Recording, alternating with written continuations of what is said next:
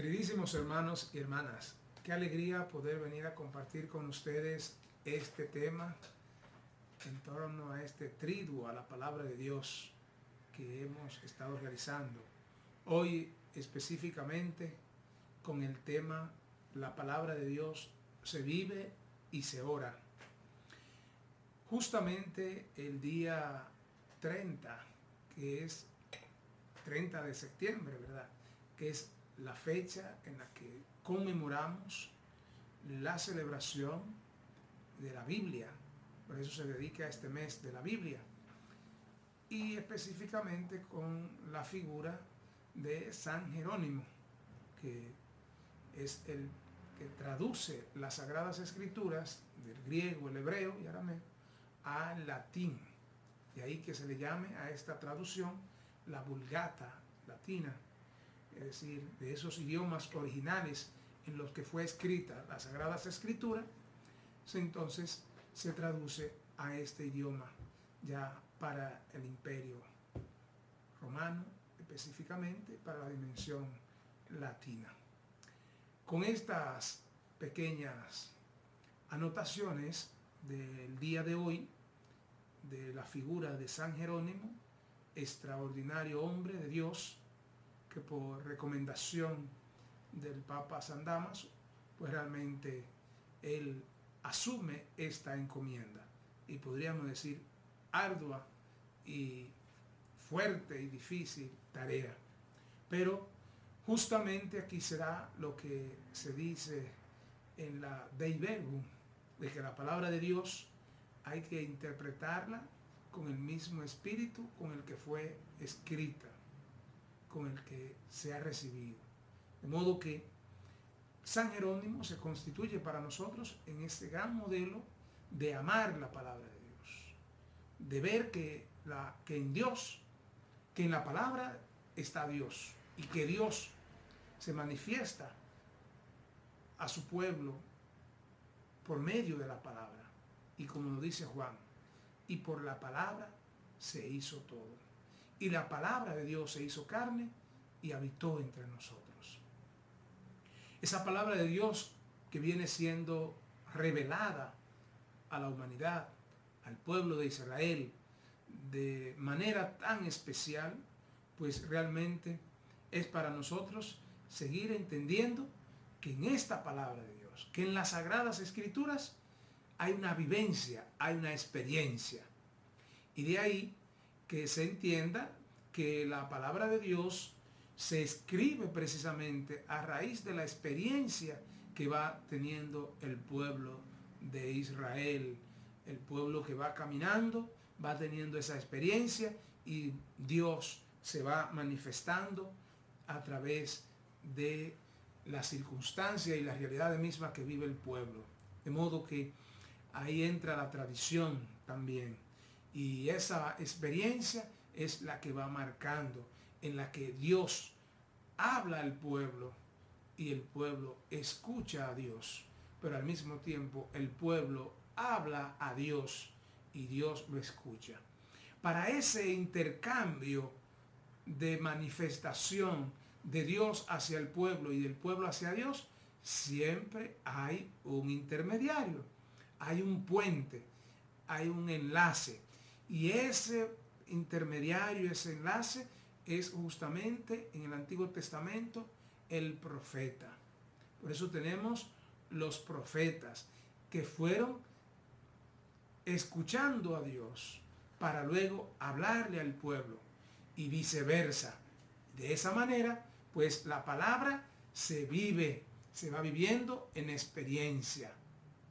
Y recordemos, por ejemplo, un texto de la experiencia tan hermosísima de Abraham, para ponerlo como modelo en el Antiguo Testamento y específicamente en el primer libro del Génesis. Abraham, el padre de la fe, recibe una palabra de Dios y acepta lo que Dios le pide, lo que Dios le manda. Sal de tu tierra, ve a la tierra de promisión, a la tierra que yo te mostraré, y allí hará tienda. Y Abraham creyó a la palabra. Luego esperaba en la promesa que Dios le había hecho de darle descendencia. Y esa promesa es cumplida, pero fruto de esa palabra también que el Señor le va comunicando a nuestro Padre en la fe. De modo que ahí estamos hablando de vivencia. Y no puede haber un modelo más elocuente de la palabra vivida, de la palabra de Dios vivida, que Abraham. Pues Abraham luego se le pide, después que se le da el hijo de la promesa a Isaac, que lo sacrifique por medio de la palabra. Le va comunicando: sacrifícame tu hijo. Y luego prepara a Abraham, no titubea, no duda, ni se reserva nada. Y Abraham prepara todo el ambiente, el escenario, así como fue preparado este escenario para yo comunicarme a ustedes, queridos hermanos, en esta parte que no llamaría conferencia, sino conversatorio de este tema tan importante, que la palabra de Dios se vive y se ora. Pues Abraham asume esta disposición de Dios. Y al asumir esta disposición de Dios, pues va a hacer lo que Dios le pide. Y cuando entra en esa acción, esto es vivencia, entra en esa realidad con su hijo, que le pregunta incluso: Padre, ¿y dónde está la víctima? ¿Dónde está el cordero que vamos a sacrificar? Y recordamos la palabra, esa palabra confiada de Abraham: el Señor proveerá. Y de esa manera, mis hermanos, pues entendemos que Dios se ha manifestado a este Padre de la fe, a este hombre de Dios, a través de su palabra.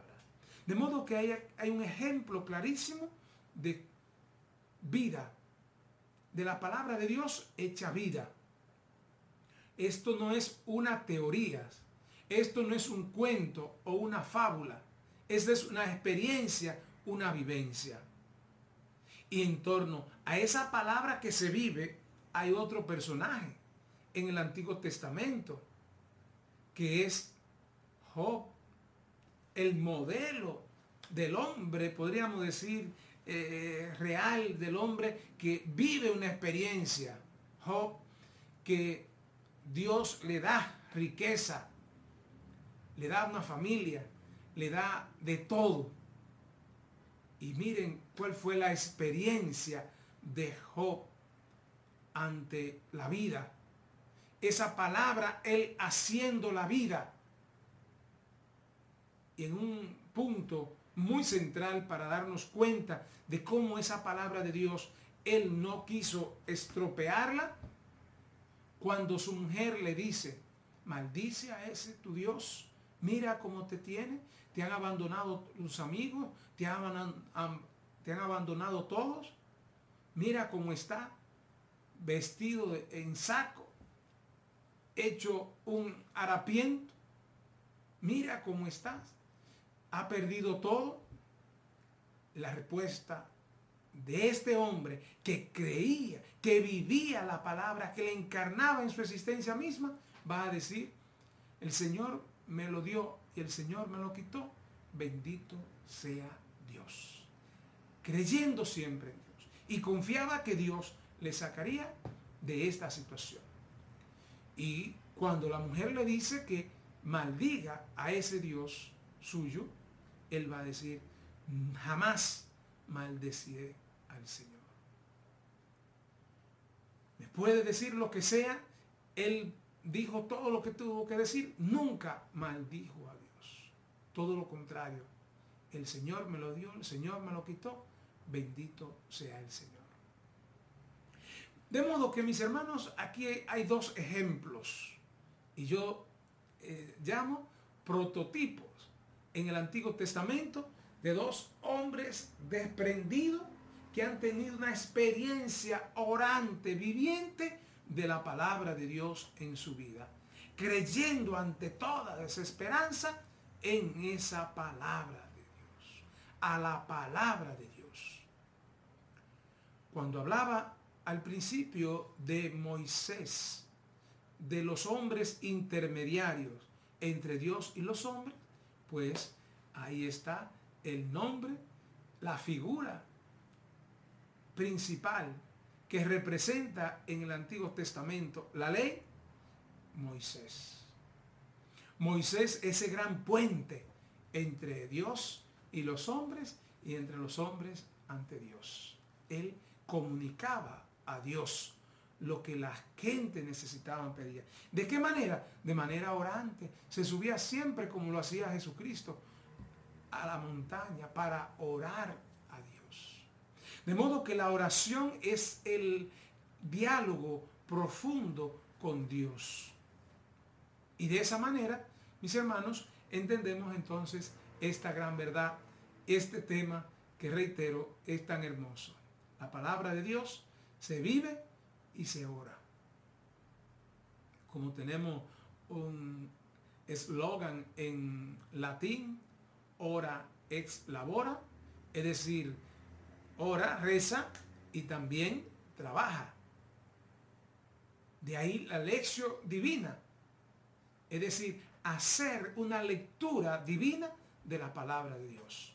En tu vivencia, en tu experiencia y en tu oración, en tu relación con Dios nuestro Padre. Pues hablé de Moisés, esa figura tan especial, y con este dato específico de ser él el representante de la ley mosaica. De ahí viene la ley de los mandamientos. Es a Moisés que se le da en el Sinaí la tabla de los mandamientos, mis hermanos. Ve, dile al pueblo que haga, ve, dile al pueblo que escuche, que cumpla la palabra de Dios. Por eso el famoso Shema Israel. Escucha, pueblo de Dios. Escucha la palabra de Dios. Haz vida la palabra de Dios en ti. De modo que en ese sentido está Moisés. Y la otra figura, para quedarnos con 4 figuras especiales, pues está también Elías, que representa a todos los profetas. Y Elías, pues pone, podríamos decir, de muchísimas maneras a prueba, no a Dios, sino a los que creían en los falsos dioses. Él con su verdadero Dios, creyendo en el Dios verdadero. Y de esa manera, pues realmente ese Dios que se manifiesta, que vive, que Él le ora y que le cumple. El Dios de la promesa, mis hermanos. Hemos hablado en una experiencia del Dios de la promesa, cumpliendo su promesa. Por eso la palabra se vive, y se vive en el cumplimiento de la promesa. Nosotros vivimos la palabra de Dios en el cumplimiento de la promesa. ¿Cuál es nuestra promesa? Con Dios. En la vida eterna, mis hermanos.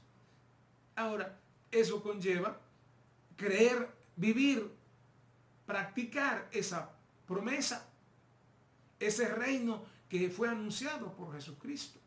Porque la promesa ya se nos da en Jesucristo. Y ahora vemos entonces, mis hermanos, cómo el Señor nos habla de esta manera. De modo que para vivir tenemos que cumplir con la promesa, y para orar tenemos entonces que cumplir 2 elementos fundamentales, que es la perseverancia y la confianza. De modo que veamos este hermoso texto de San Lucas en el capítulo 18 del 1 al 8. Les propuso el Señor esta parábola para inculcarle que era preciso orar siempre sin desfallecer. Y dice: había en la ciudad un juez que ni temía a Dios ni respetaba a los hombres. Había en aquella ciudad, en aquella misma ciudad, una viuda que acudiendo a él le dijo: hazme justicia contra mi adversario. Durante mucho tiempo no quiso, pero después se dijo a sí mismo: aunque no temo a Dios ni temo a los hombres, como esta viuda me molesta tanto, le voy a hacer justicia para que deje de una vez de importunarme. Y dijo pues el Señor: oigan lo que dice el juez injusto, pues ¿no hará Dios justicia a sus elegidos que están clamando día y noche? ¿O les hará esperar? Les aseguro que le hará justicia. Porque si este hombre, que ni le temía a Dios ni le temía al hombre, y por la molestia, la importunidad de esta viuda, la constancia y la perseverancia, le hace justicia, ¿qué no será su Padre del cielo? De modo que, mis hermanos, ahí está lo más importante que nosotros podamos ver con la experiencia. De modo que nuestra oración tiene que estar enmarcada, ya decíamos, en la perseverancia y en la confianza. Veamos entonces esta frase: dime cómo oras y te diré cómo vives. Y ahí unimos los dos temas. ¿Cuánto tiempo le dedicamos a la oración en nuestra vida personal y familiar? Son las preguntas a raíz de la afirmación: dime cómo oras y te diré cómo vives. De la radical importancia de la oración para la vida cristiana habla hoy la palabra de Dios. Sin oración no hay fuego en el corazón. Son frases puntuales que vamos a ir compartiendo para de esta manera entender la importancia de la oración, de esa palabra orada, de esa palabra vivida. Miren, de la radical importancia de la oración para la vida cristiana, precisamente alcanzaremos por ver la gloria de Dios. Sin oración no hay fuego en el corazón. El Santo Padre, el Papa Francisco, no hace mucho que decía esto, que cuando oramos en la mañana pasamos un día diferente, aunque tengamos todas las dificultades que se nos presenten. No amanecemos, como dice la gente por ahí, bravo, airado, decepcionado. El que hace oración por la mañana, decía el Papa, se conoce porque está alegre, e incluso en medio de las dificultades. Sin oración no hay fuego en el corazón. La oración es el alimento de la fe, la fuente de nutrición de la esperanza y el manantial permanente de la caridad. ¡Wow! Esta es una gran definición de la oración. Es el alimento de la fe, la fuente de nutrición de la esperanza y el manantial permanente de la caridad. Sin oración no hay misión. Nosotros que estamos en el mes de la misión, ya en octubre, que es el mes de la misión, también. Pues sin oración no hay misión. Cuando no oramos, no sobreviene la misión. Nos pasa como el pueblo de Israel en el desierto. Sucumbimos ante nuestro adversario, que es más fuerte e inteligente que nosotros. Sin descubrir el arte de la oración, estamos a merced de nuestros enemigos. Por eso, cuando el pueblo de Israel iba camino en el desierto, que encontró esta serpiente que si lo mordían, morían de una vez, ¿qué tuvo que hacer el pueblo? Pedirle a Moisés que orara a Dios para que le diera solución a este problema. Y es Moisés quien ora al Señor. Y a Moisés quien se le dice, constrúyete una serpiente de bronce para que todo aquel que la vea se sane. Y ahí la dimensión sanadora y salvífica de Jesucristo en la cruz. Pues sin acudir al arte de la oración, estamos a merced de nuestro enemigo. Hoy nosotros los bautizados no sabemos orar y en consecuencia tampoco enseñamos a orar a nuestros hijos. De aquí la anemia espiritual que padecemos y que está conduciendo a un empobrecimiento muy acelerado y progresivo de nuestras comunidades parroquiales, a un enfriamiento de la caridad, a un desentendimiento de la misión esencial y fundamental de la iglesia, de toda la comunidad cristiana, como lo es la evangelización. Aquí se han dicho muchas cosas. Enfriamiento.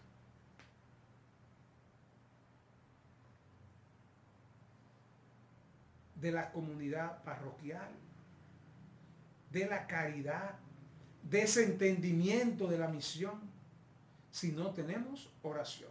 Por eso la palabra de Dios se vive y se ora. Pues bien, mis hermanos, sin oración solo nos quedan ritos vacíos y fríos que nos calientan el alma, que no calientan el alma ni despiertan vocación misionera. Sin oración, la fe se vuelve sosa, la caridad se apaga y la esperanza se difumina del horizonte de nuestras vidas. Qué hermoso esta reflexión, mis hermanos.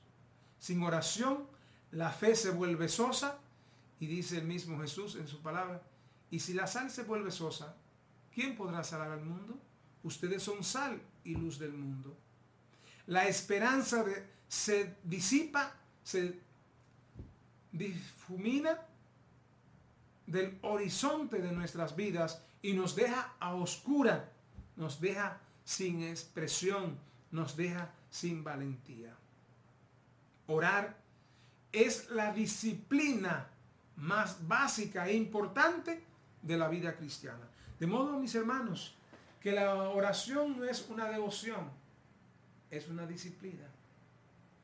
Si no nos disciplinamos a orar, no nos vamos a recordar cuando tenemos hambre y llegamos a una mesa que debemos de bendecir y agradecer al Señor los alimentos. No nos vamos a recordar cuando vamos muy cansados y llegamos a la cama que tenemos que encomendarnos al Señor. No es verdad que por la mañana cuando nos levantamos preocupados y rápido para salir a donde tenemos que salir y hacer cosas, no es verdad si no estamos disciplinados que nos detengamos a orar. Sin la oración, mis hermanos, no hay vida cristiana. Orar es disciplina. Todos lo sabemos que tenemos que orar, pero ¿qué es orar? ¿Cómo se ora? Si Dios lo sabe todo, ¿cuál es el propósito de orar? Y más adelante veremos qué significa orar. Ante esta pregunta, usualmente se escuchan 5 palabras repetidas desde la escuelita bíblica hasta los adultos que hoy también nos escuchan en ese sentido. Orar es hablar con Dios. Muy bonito y todo, pero es una sobresignificación de lo que verdaderamente es orar. ¿Por qué? Nos dice, porque la palabra dice que hay una manera incorrecta de dirigirse con Dios. En Eclesiastés 5:1-5 nos advierte que tenemos que cuidar la manera en la cual nos acercamos a Dios. Cuando nos dice, acércate más para oír que para ofrecer. Mis hermanos, cuando vamos a orar es a pedir. Acércate más a oír que a ofrecer, que a pedir. Y pongámoslo así claro. Porque pedimos más que lo que oímos. Yo vengo diciendo después de un mes de esta pandemia, ya en abril, esta expresión, mis hermanos, y es la siguiente. Que ante todo esto tenemos que seguir preguntando en nuestra oración, Señor, ¿qué tú me estás diciendo con esto? ¿Qué tú no estás diciendo? ¿Qué enseñanza me está dejando? ¿Cómo el Señor no está hablando? Pero lamentablemente, mis hermanos, no estamos escuchando, no estamos oyendo, estamos más pidiendo y hablando. Además nos dice que nuestras palabras sean pocas. Si vemos lo que Jesús nos enseñó y cómo los discípulos oraban, nos damos cuenta que la oración tiene más que ver con Dios y su voluntad que con nosotros y nuestras peticiones. Claro, pero nosotros le quitamos el puesto a Dios y cogemos nosotros el puesto porque yo. Entonces, tenemos que entender esto, que las palabras sean pocas. Por eso, cuando Jesús dijo, cuando oren, oren así, al Padre, Padre nuestro, que estás en el cielo. Es decir, y que seamos más oídos que palabras. Por lo tanto, mis hermanos, la oración es la búsqueda de la voluntad de Dios y el medio por el cual hacemos que su voluntad sea la nuestra. ¿Cuál es el propósito de orar? Todo tiene su razón de ser, mis hermanos. Pues el propósito de orar es que cuando decimos en el nombre del Padre, del Hijo y del Espíritu Santo, es precisamente invocando para que el Señor nos conceda la gracia de poder escucharle. Como nos dice Mateo 26:39 y del 42 al 44. El propósito de orar es que se haga la voluntad de Dios en nuestra vida. Ahí se resume todo, mis hermanos. ¿Cómo se ora? Pues se ora precisamente como decíamos al principio, en confianza y perseverancia. Esas dos virtudes no pueden faltar para entender cómo orar. Cuando ustedes oren, oren de modo perseverante. Miren, pone Jesús de ejemplo a esa viuda que iba, como decimos, a machacarle al juez que le hiciera justicia, y fue perseverante. Así también nos dice Jesús a nosotros, sean perseverantes. Bien, mis hermanos, una oración larga no es sinónimo de una mejor oración, sino más bien la oración modelo de Jesús, pues realmente entra en esa dimensión de gratitud y de reconocimiento y de poder a Dios. Pidamos al Señor que nos ayude precisamente a vivir esta palabra que se ora y a esta palabra que se vive. Tiene que darse necesariamente esta relación entre vivencia y oración. Cuando el sacerdote se le ordena o a un ministro se le pone la palabra de Dios en sus manos, el evangelio, le dice, medita lo que conmemora y practica lo que lees. Encante a todos para entender que esta palabra de Dios se vive y se ora. Y que la oración es precisamente esa comunión con Dios, pero más de oídos, de escucha, que de palabras. Y termino con esta frase diciendo: orar no cambia a Dios, me cambia a mí. Porque me cruzo de brazos, mis hermanos, para terminar. A veces vamos a orar al Señor como cuando viene mucha gente a pedirnos algo, que nos dice: usted no puede decirme que no. Mira a Alex, que está en este servicio tan hermoso. Vengo a pedirte algo, pero no me diga que no.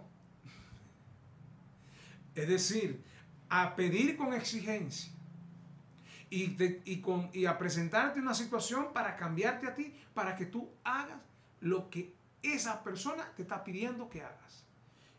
Y termino diciendo que orar no cambia a Dios, es para que me cambie a mí.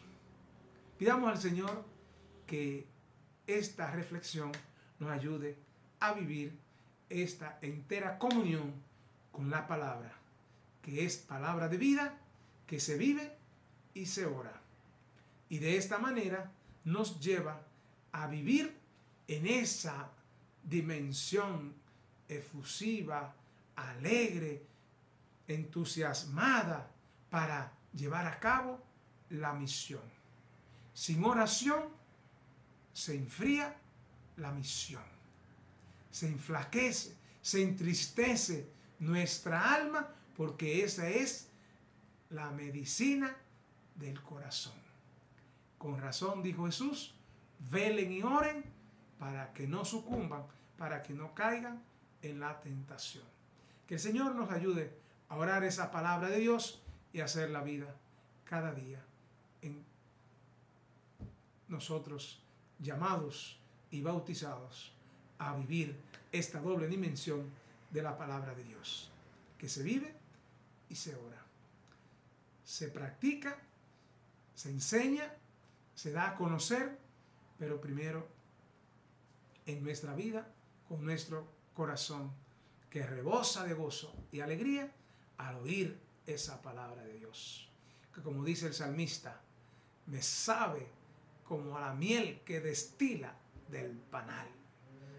La palabra de Dios es dulce y eficaz, pero también esa palabra es espada de doble filo. De modo que, mis hermanos, esa palabra no es simplemente para oírla o para leerla como un libro, sino más bien que es para vivirla y orarla. Porque oramos no para cambiar a Dios, sino para cambiarnos a nosotros mismos. Que el Señor me le bendiga y que puedan vivir esta experiencia profunda.